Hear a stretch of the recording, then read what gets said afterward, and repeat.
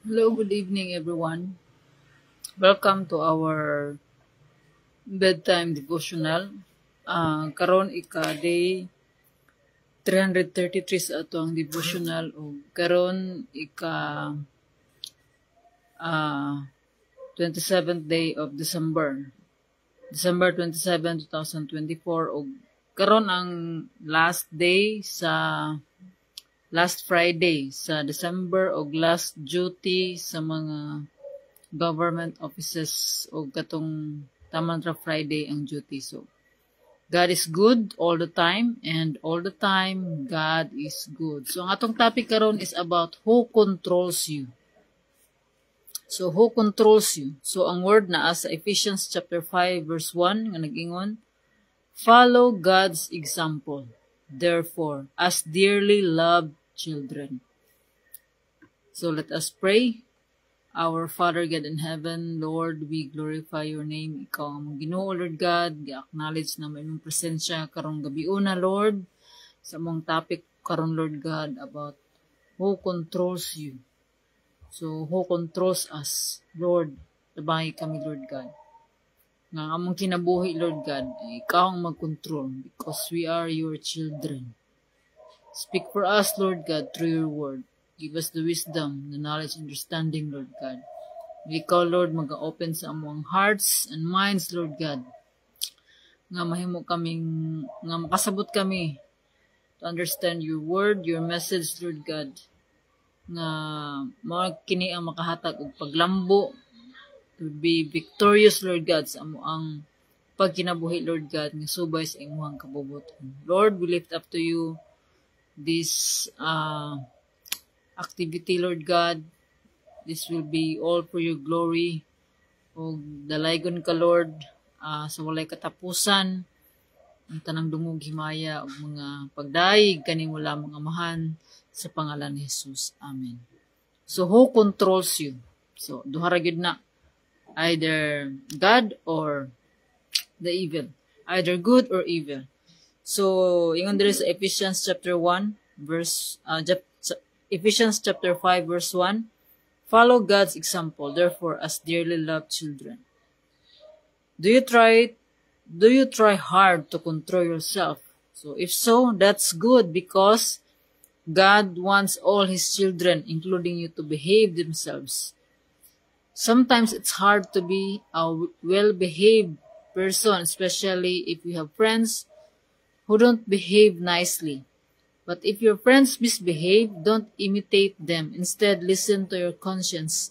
Talk to your parents and do the right thing. So, para sa mga kabataan, kaya mga kabata manggod kung unsa ilang makitaan, ilang sundugon. So, mo ni nga as parents, so start now. If you really want to become a well-behaved person, the best day to get started is this one. So, the Bible teaches us to follow Jesus, kung unsay ang gibuhat ni Jesus, o magpatabang ta sa Ginoo to be a good person and a good follower and committed believer of Jesus Christ, to be a good Christian. So, who controls you? Kaning control, dili ni it's about controlling others, kung dili ang ato ang kaugalingon. So, self-control. So, self-control is one of the spirit, the fruit of the Holy Spirit. So, kung ana-ana ka nato ang Holy Spirit, mao kini ang magtabang ka nato to control ourselves sa mga butang nga dili to control ourselves from our emotions and to control ourselves sa mga butang nga dili makalipay sa Ginoo. So, daghang mga butang nga dapat nato i-control, especially ang ato ang temper. So, we should have a control. So, we should also have ingon pa, everything is permissible, but not everything is beneficial. So, not what feels good may be right, but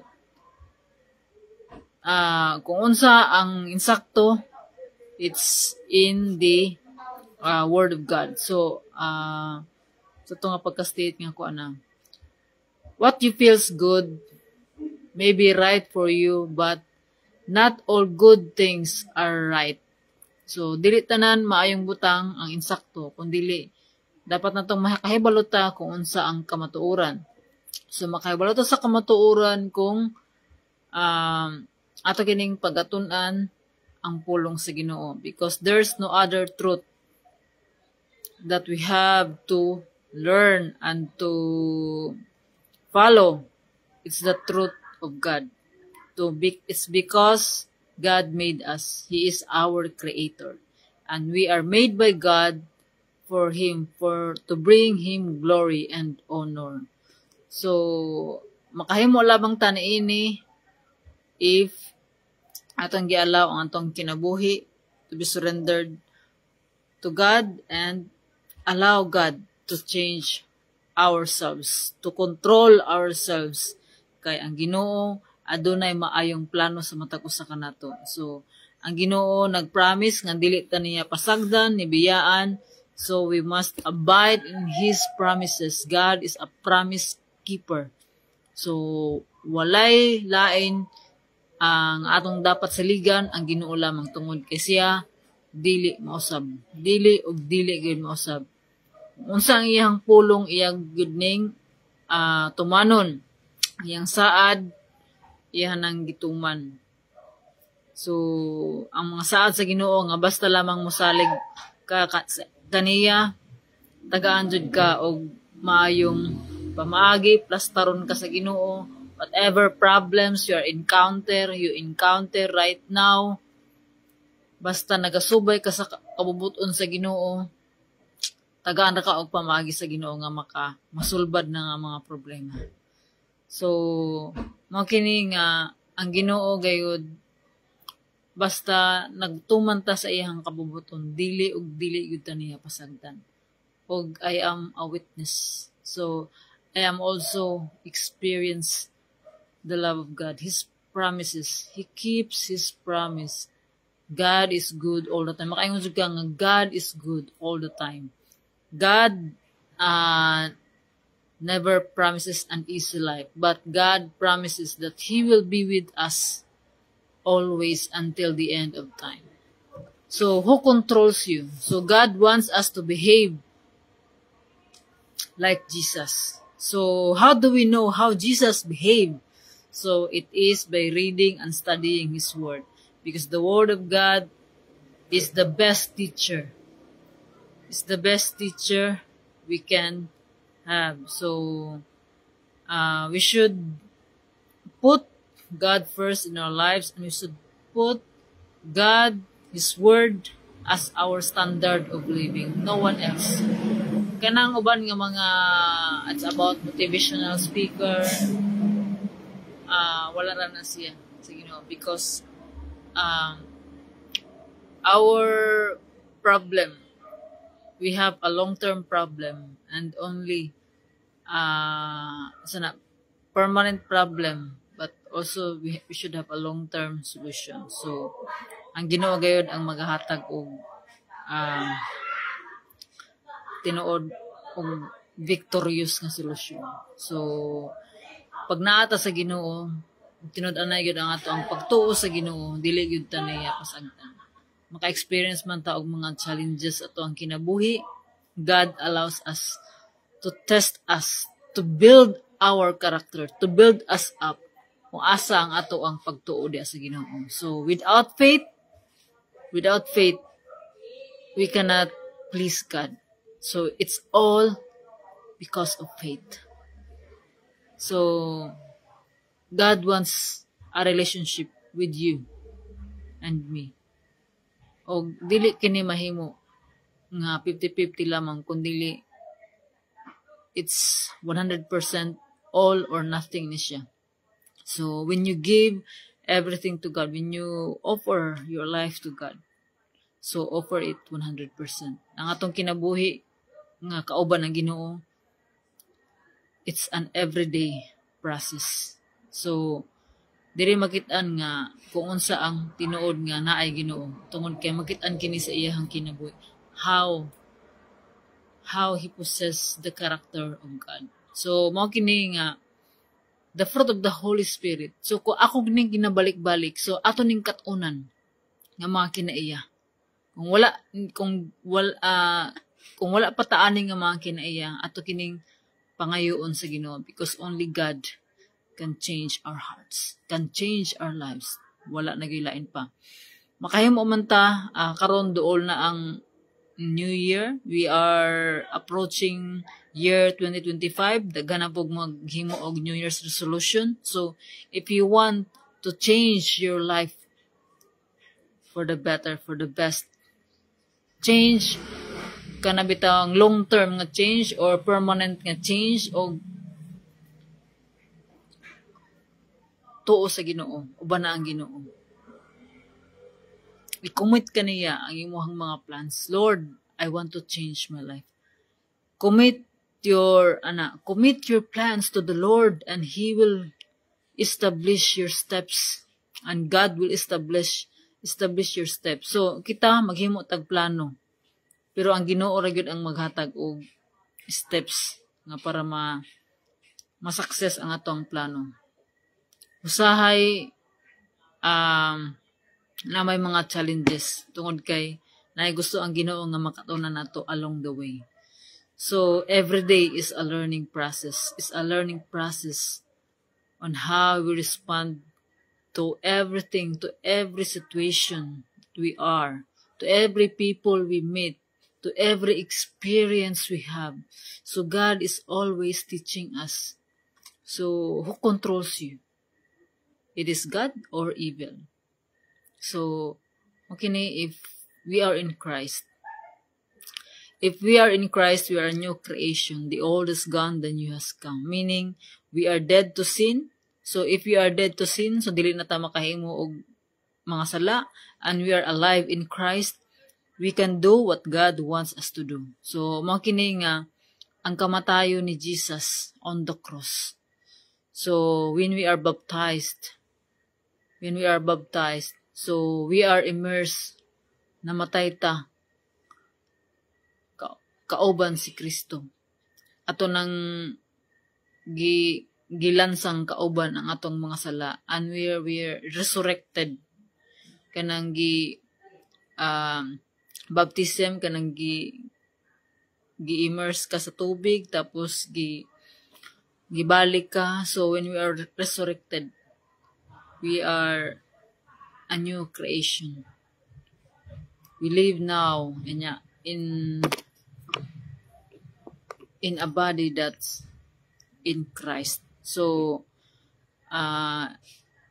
makaingon ta nga, it is no longer I who lives, but Christ who lives in me.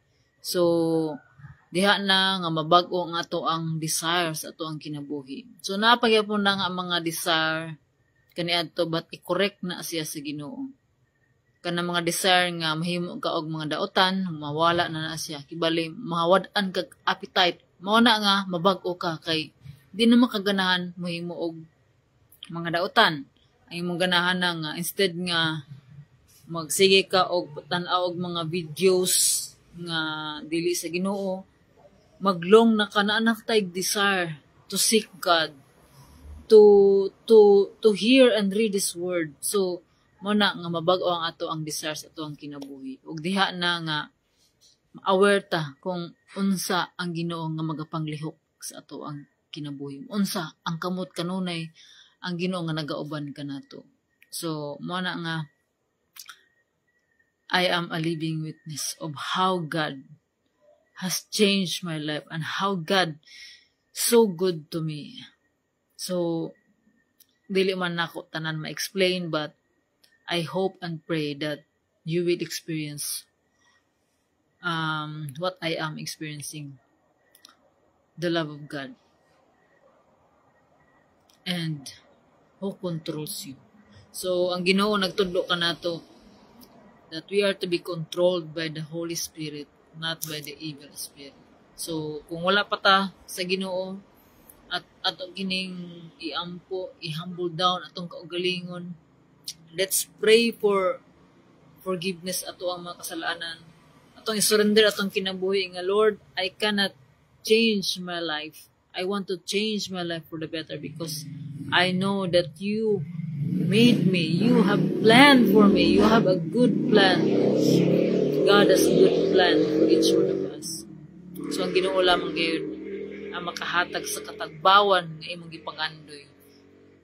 Ang Ginoo lamang gayon ang makahatag sa kaayuhan nga imong gipangandoy sa imong kinabuhi. So wala na lain pa. So magsugod kini sa ato ang pagtuo diha sa Ginoo. We can please God. Dili ta magmaningkamot nga maghatag og mo please sa Ginoo kung wala tay pagtuo. It's all because of faith. Matong iampo diha sa Ginoo nga increase pa ang atong pagtuo diha kaniya. So to God be all the glory. So let us pray. Father God in heaven, thank you Lord God for your word. Thank you Lord God for teaching us Lord God about who controls you Lord God, who controls us. We know Lord God nga kung ang gidawat sa among kinabuhi Lord God. Ikaw na ang maghari Lord God. Ikaw na mo control ka na mo Lord God. Tungod kay ikaw ang Ginoo na. We are already dead in sin Lord God, but alive in Christ. Lord, help us Lord God to do your will in our lives Lord God. We are nothing without you Lord God. Help us Lord God to fulfill your purpose in our lives Lord God. Every day Lord God sa amuang pagmata, sa amuang paglihok Lord God. Kining tanan Lord God for your glory Lord God. We offer our lives to you Lord God. Use us for your glory, Lord God, to advance your kingdom, Lord God, that everyone will know that you are the God who saves us. You are the God who created heaven and earth, Lord God. You are the God that has a good plan for each one of us. Lord, daghang salamat, Lord God, sa iyong pag-uban ka namon, ikan sa pagsuod at sa pagtapos. Lord, I surrender my life to you, Lord God. I surrender this day, Lord God, this moment, the message, Lord God, na whoever hear this word, Lord God, your word, your message, Lord God, karong gabi na, Lord God, kini, Lord God, hatag sa mga mamina, Lord God, og paglaom, og kalambuan, Lord God, sa ilahang pagtuo. Nga mas mulambo sila, Lord God.